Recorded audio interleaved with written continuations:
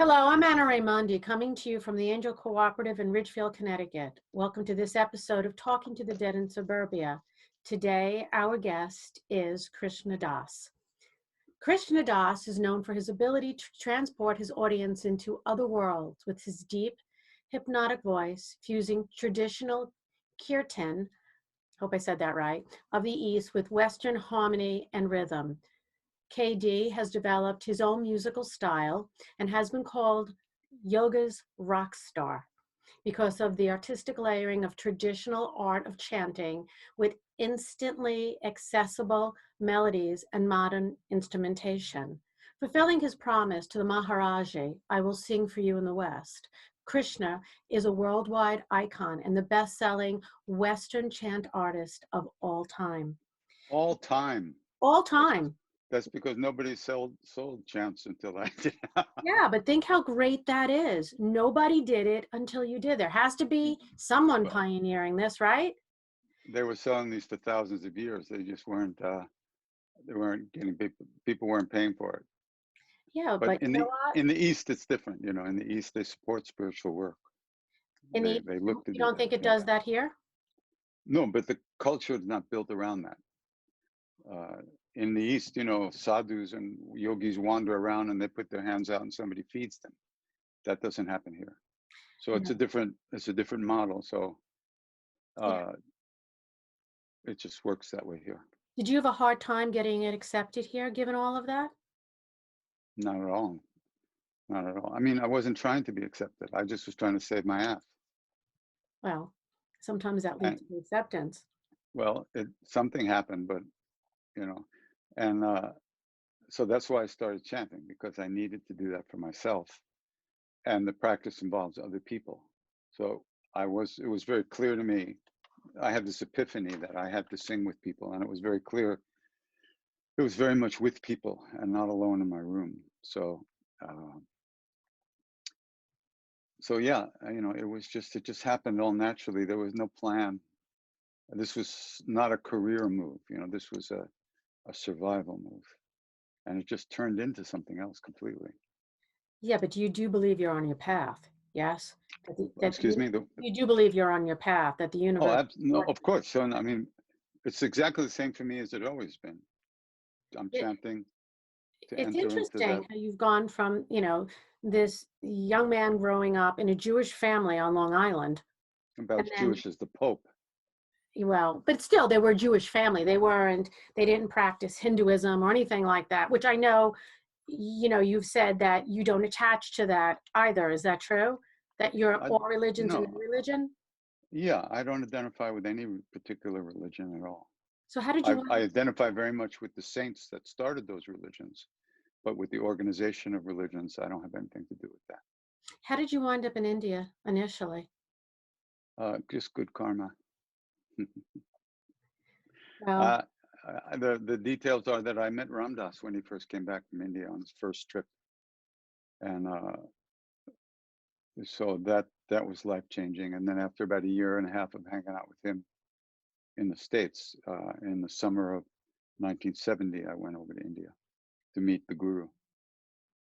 What does it mean to be a guru? I mean, that's sometimes that term, it's, you know, people here think it's just like this horrible word, but what does it really mean to you? Guru, God, and self are one. They're not different. Real guru is someone who's directly experienced the oneness of all life, the oneness of all beings, the oneness with the universe. There's no separation, there's only one. They don't do business, they don't need anything, they don't want anything, they don't manipulate people. And on the other hand, they can do whatever they want because everything they do is based only on one motivation, which is compassion for us. That's a real guru. And a real guru, again, is not something different than your own true nature, your soul. They're not another person. That being may manifest in a physical body for a while, but they're not attached to that. They're not identified with that. It's just a car that they're driving around. When it gets old, they throw it away and get another car. So guru is not outside of us. And people who have a negative reaction to that word are having a negative reaction to what Westerners have turned gurus into, which are uh, people who just do business. Gurus are not teachers. They just change you. They don't even ask. They just do it because they know what's right for you more than you do for yourself. So do And you think the when you gurus, meet someone like that, uh, it, it's life changing completely. do you think a guru is an ascended master as well? Are they one I and the same or are they different? I don't know. It depends on. I don't know much about the qualities of what you call an ascended master. Uh, every being has a role to play in creation in the whole world, and different people play different roles, different beings. Someone who was, yeah. So to answer your question, I don't really know much about those beings who you call the ascended masters. I wouldn't know a real guru if I tripped over him in the street anyway, because we don't know until we become. It's not something you study. It's something you become. And when you become, then you know. So I can't I can't evaluate any other being. I can't even evaluate myself. So I just try to keep singing. So while you were in India, you began to chant. What Yeah. were you chanting and what are you chanting now? I'm chanting pretty much the same thing, what's called in India the divine names, the names of God. They know there's only one God, but that God manifests as everything. And if you and there are certain beings who have become doorways into the infinite, so to speak. And by connecting with them, you can move right, they can help you move right through into that infinite reality. So in India, they have what they call the Hindu gods. But really, we don't know what that means. What's a god? What do we don't know what it means? We have a word in English, God, a god. That's different from God, a god.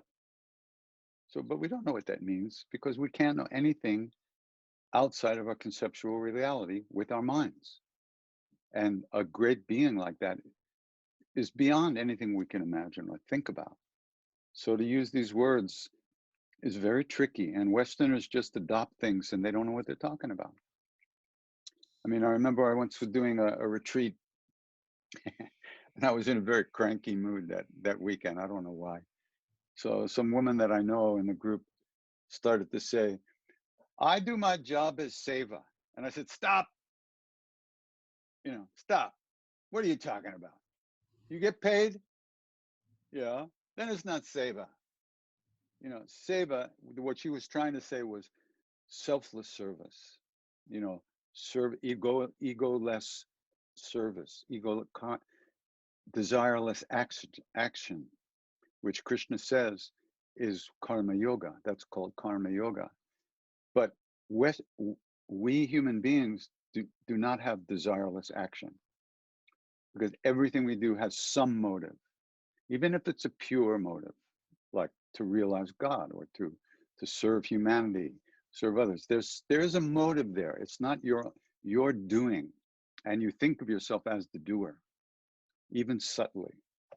So they started making T-shirts that weekend saying, "I survived the Krishna Das retreat." Oh, that's cute. I was very cranky that day, Well, that's okay. but People hear you, yeah, yeah. you know? So you're chanting. How has it healed you and how do you think it heals other people to listen to it?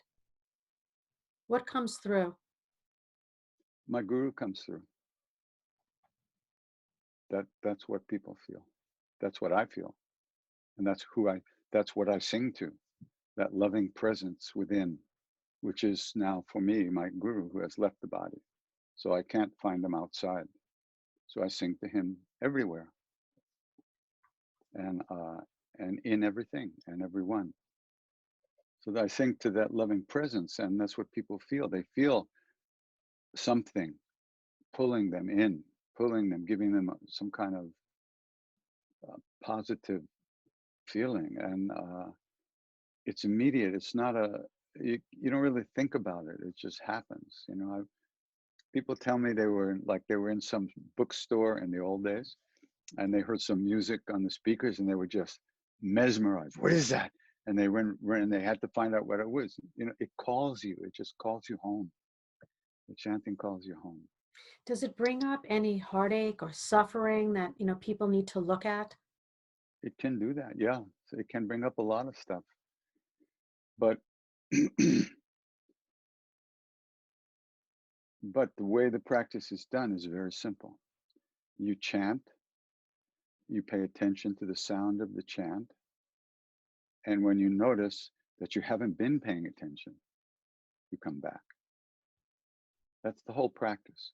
So in that moment when you're gone in something, some dream or some memory or some fantasy or some imagining or some emotional replay, you notice that. And the minute you notice it, you're actually out of it already. And at that moment, you come back. You've woke up from that dream, and then you take your attention back to the sound of the name.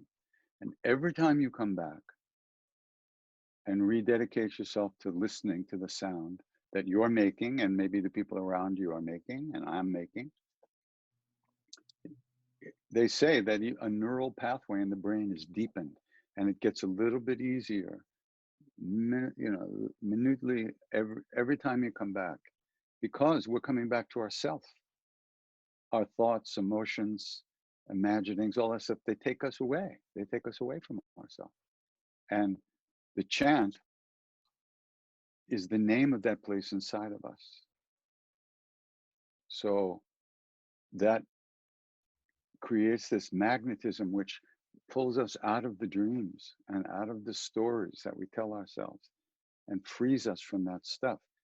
And it also gives us the strength to let go of that stuff. You know, therapy, counseling is very useful for a lot of people. I did a lot of that. But the strength to actually let go of this stuff, to release the energy that's bound up and that we gets us clinging to that stuff. The strength to release that comes from practice. The practice of letting go and releasing again and again and again. It's a ripening process, really, more than anything. So when you chant a name, is it about the name or is it about the vibration of the name? I don't know. Well, does it connect to a chord in somebody's body vibrationally?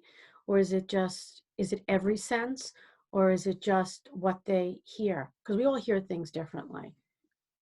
Yeah, but I don't know. I mean, I think everybody experiences it differently, but they're seeing they're experiencing the same thing, but differently. It's just like when you look at a painting. One person will see, oh, the beautiful colors. Other person will see what is being painted, or somebody will see the frame of the painting. You know, everybody sees the things. We all see things. We all see the same things differently, but we're seeing the same thing. Like in the West, God is the name for God. In India, there's a million names for God. In Africa, there are other names. There's only one God that we're talking about, but different names according to culture, according to emotional shape, etc., etc. So you asked me a question like that, but I don't even think about those things. That's beyond my pay grade. This is not nada yoga. This is not the yoga of sound, which is a practice that people can do. This is chanting. This is love. This is this is this is what you want. You don't want to be a yogi. You want to be love.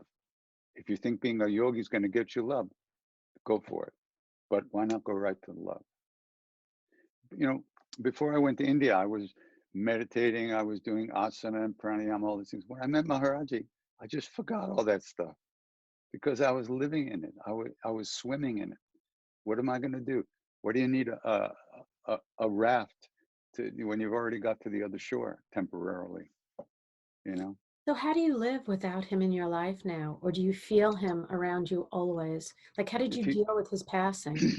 ah well, I didn't deal with it very well. I had become very attached to his physical presence. completely attached to his physical presence. I, it, it, it's funny when I met him first was the first time I met Ram Dass. I walked into the room, and even without eye contact or a word being spoken, I knew.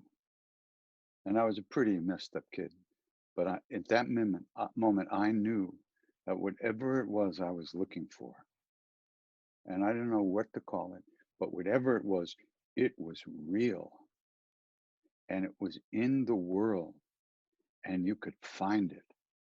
And that changed my life, completely changed my life. So what do you say to people now who want a similar experience? Can they have it? They can have their own experience. They can't have mine. No, no. I already had it. But you don't have to go off to India to experience No, this. of course not. And besides, it's different these days anyway. Back in those days, there weren't even telephones in most places. You were lucky if you had a telephone line. Now everybody and his brother has two mobile phones, you know. No, of course, you don't have to go anywhere. But at that time in America and in the world, what I needed to do is to be with, well, from my side, my side of the story is what I wanted to do was be with the Guru, meet the Guru, because he was in a body and he was available. So after he left the body for 20 years, or most for 11 years, I was completely destroyed. I was living in despair and total desolation. Although on the outside, it might not have looked like that because I'm good at giving people what they want to see. But inside, I was dying. And more than that, I was even trying to kill myself in indirect ways. And it was very, very bad, very, very horrible. I felt I had lost the only way that I was ever happy. There was no possibility. Where was I going to find it? It was gone, right? So it was very, very dark times for me. And but 11 years into that, I went back to India. I had been back already many times, and I had an experience that was like being born again. Like it was like, okay, let the kid live. You know, it was like that. And so from that point on, I started to open up again. I started to work on my stuff. That's when I started doing some counseling and stuff like that. But then another 11 years went by. And that's when everything really changed for me. That's when I was where Maharaji really came back to me and everything changed completely. Within those 22 years, were you still chanting? No, I hadn't started chanting until I came back from India. No, in 1994, I started chanting with people, which was 21 years after he died, after he left the body. But I had been chanting a little bit with people I knew from the old days. We'd get together sometimes every weekend. But the way I was doing it, I wasn't doing it as practice. I wasn't doing it as, it was just rubbing salt in a wound. You know, there was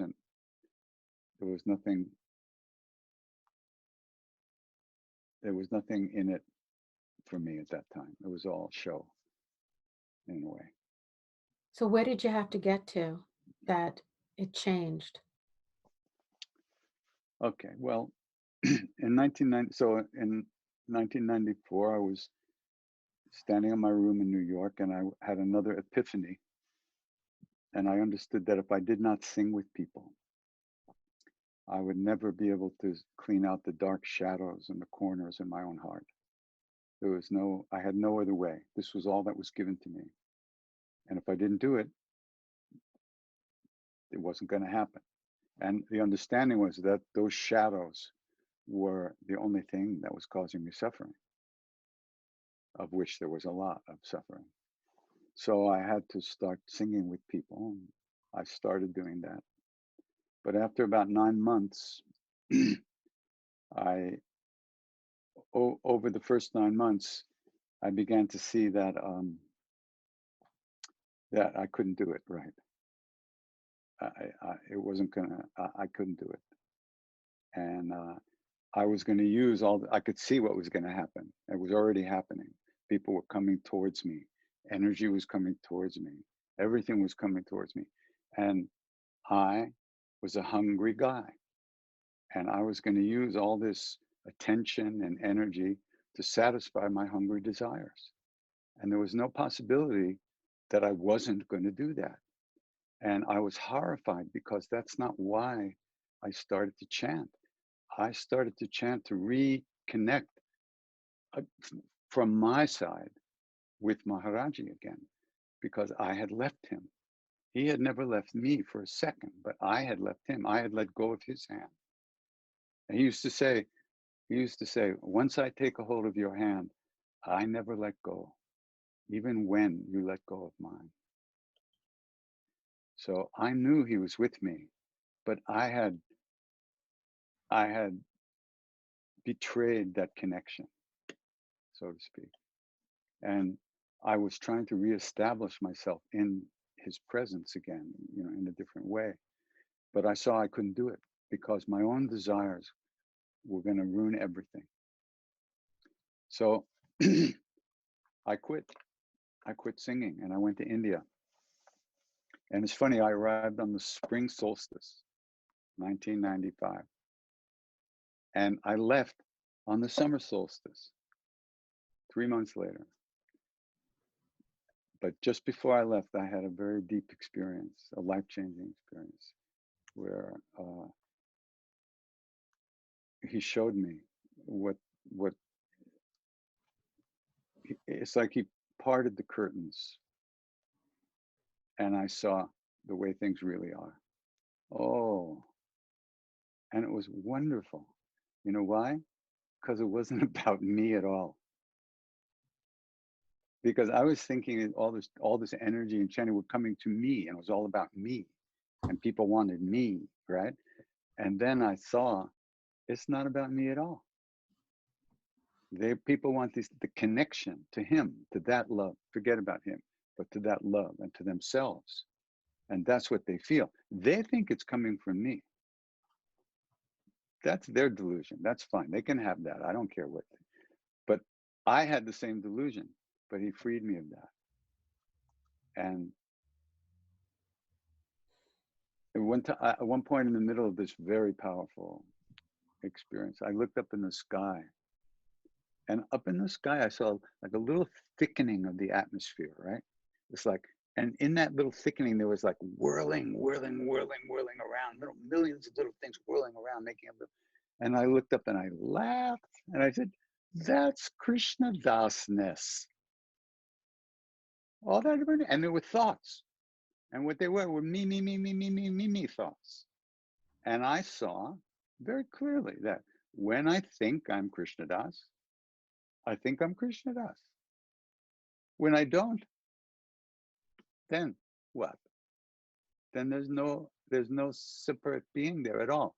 There's just the universe, ultimate peace, ultimate space, ultimate silence, and total gentle, sweet love everywhere. And there's no one there. But when I think I'm Krishna, I really think I am. So that freed me, because I saw, even when I'm stupid and I think I'm me, I'm not. So is That's that what how you feel when you chant? Do you feel that, like, do you feel like you leave your body and you're No, I'm just there. I don't have any thoughts like that. I'm just singing. You know, a lot of times people ask me, what do you experience when you chant? And I said, I don't know. I don't pay attention to it. I just sing. I'm not trying to make anything happen. I'm trying to just pay attention to the sound and to move into the sound. Whenever something pulls me out, I let go and I come back. That's my practice. I'm doing my practice. I'm not manipulating people or trying to give anybody any kind of experience. I'm sharing my practice with whoever wants to show up and sing. So do you chant every day? Yeah, a little bit every day. Yeah. Has Sometimes I don't chant out loud. Sometimes I do, quiet chanting has mentally. your practice changed over the years? Um, yeah, sure, definitely. There's less me in it Do you sometimes. do you hear do you hear the Maharaji? Do you feel the presence? Not enough. It won't be enough until Oh, I'm it's never sitting in enough. his lap. Until I'm sitting in his lap, that's when it won't be enough. Then it'll be enough. Well, how But has he's in charge of that. But that's okay, even though I don't like it. It's okay because it's not my job. My job's just to sing and remember him, so to speak. There's a beautiful word in India, bhajan, which also is a song, but it's a song of remembrance of God. It's about that.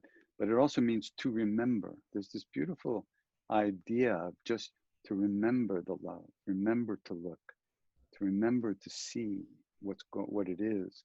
And when you remember, then you're not gone in your stuff. You're remembering. It's not the past you remember. You remember this moment to be here, yeah, to that's come very back hard to. for human beings, unfortunately. Oh yeah, well. What do you mean? It's not unfortunate. It's just a karmic situation. It's But there's all such we each beauty live in our own. We each live in our own karmic garden, and we're, our job is to pull out the weeds and grow the good flowers. And but yeah, the suffering is very unfortunate, of course. But it's not anybody's fault. in. It's not like anybody's doing this to us. It's our own minds. That's where the suffering is. The same two people can have the same experience and have a completely different reaction to it, or live with it in a completely different way, as you know. So it's our minds and our programming, our karmic emotional programming that has determined this moment. Now, in this moment, we have plenty of choices to make. If we're able to even make choices, most of us just react blindly our whole lives, and then we're dead. And we get to do it again, I guess. But in this moment is when we have an opportunity to plant the seeds that we want to see grow, you could say. So do you think your music can help change people within there to be in the present, to remember? Does it open up something inside? I mean, I know that you just let it happen, that there's no desire, but have you seen people change? Oh yeah, sure. Yeah, I mean, I've changed. I mean, definitely like I said, there's less of me in the chanting and more chanting. There's less agenda as time goes on, and people feel that Maharaj. I just have to say it the way I think about it, which is they feel the presence of this love, which happens to be what I call my guru. And when you feel that, it's not up here. You feel it right here, and you go, it's like it's not a, and it's non-denominational. It doesn't have to be my guru. I don't put pictures of him up usually when I go to sing with people, because everybody has their own guru, their own this, their own that. Fine, that's the way it should be, because the love is formless. It's in all the forms. It's not one. There's not one way that's better than another way. The way you go is the best way for you, whatever that is.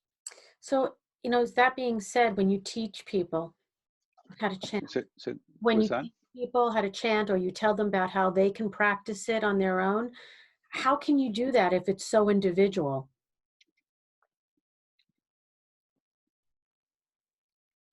Because the practice is very simple. Individuals experience it differently, but it's exactly the same practice for everybody. You chant, and when you notice you're not paying attention, you chant So what do you chant? whatever the hell you want. So is that What it? I chant is what they call the names of God in India, and I also chant some Tibetan mantras. And I also sing some gospel songs. But I would suggest that you chant something that's known to be helpful. If you chant Frank, 24 hours a day for 3 years, all you'll see is Frank everywhere, and Frank and God have not quite met yet. So you want to transcend the mind. You want to be releasing the thoughts. So you pick one of these names that is known to have power, to have the power to call you home again and again and again, home to your own heart, not somebody else's heart, not somebody else's way, your own way. Everybody's path is unique to them, even though on another level, it's exactly the same path. That's interesting. What instruments do you play when you chant? Mostly I play harmonium, which is like a little keyboard from India. And the other one is this ektar. You're very smart. I can see segueing over here. Okay. This is something I found in an old hut up in the mountains many years ago. So Probably I can't really see. Are there strings on it, or is it Yeah, just? there's 2 strings here. See? I see them. And there's 2 pegs up here. And that's the thing. Very So simple you little taught instrument. yourself how to play that? I can show you well, you won't be able to see too much, but I'll sit here. I don't know if it'll sound good.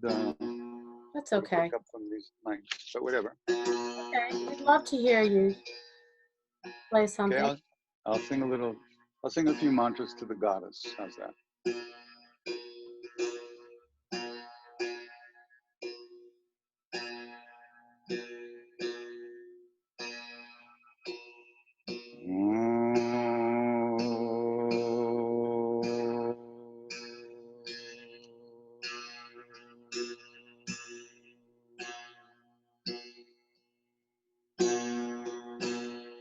Chanting Mangala Kali Bhadra Kali Kapalini Durga Kshama Shiva Atri Swaha Swadha Namostute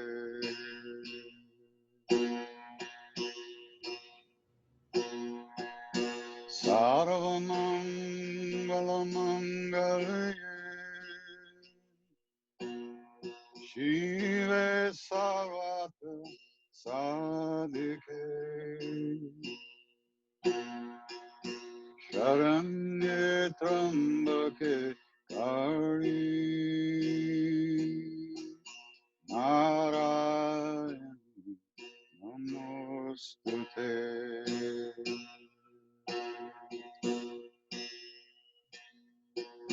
Sharanagata Dinartha Paritrana Parayane Sarvasyarti Hare Devi Durge Devi Namostute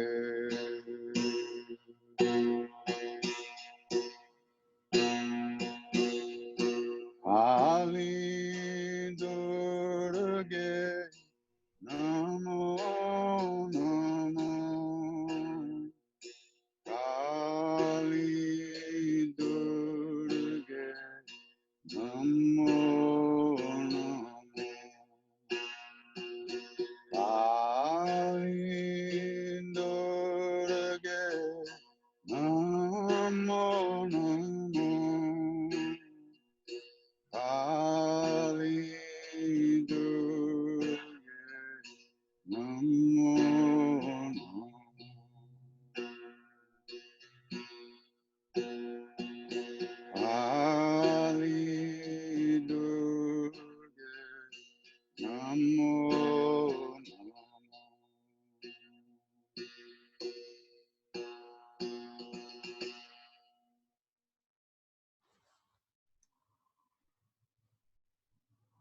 That was so incredible. I mean, I still feel it moving through my body. Really beautiful. I mean, I'm hoping that everybody who listens to this can hear it as clearly as I heard it, that the audio works, because it's absolutely beautiful. Thank you. So yeah, you know, this is what I've been blessed to be able to do. It's the same to that place, and that's what I want to do. That's what I do. So will you do this until the day you can do it no more? You know, my Siddhi Ma, who was Maharaji's great devotee and who took care of us for 30 years after he left the body, and she lived 35 years more, almost 40 years. Anyway, so she used to always ask me about my health, you know. She always said, you should take rest and take care of yourself. Don't tour too much. You know, don't sing one day and then rest for 2 days. You know, she was always trying. So one day she asked me about my health. I said, Ma, you know, I just want to be healthy enough to chant. And she was quiet for a minute, you know, and she looked at me and said, well, Krishna Das, she said, if and when the time comes that Maharaji no longer requires your service, it's like a promotion. I don't want a promotion. Leave me alone. I want to sing. Well, I hope you continue to do this for a very long time. Thank you so much. I appreciate that. Thank you.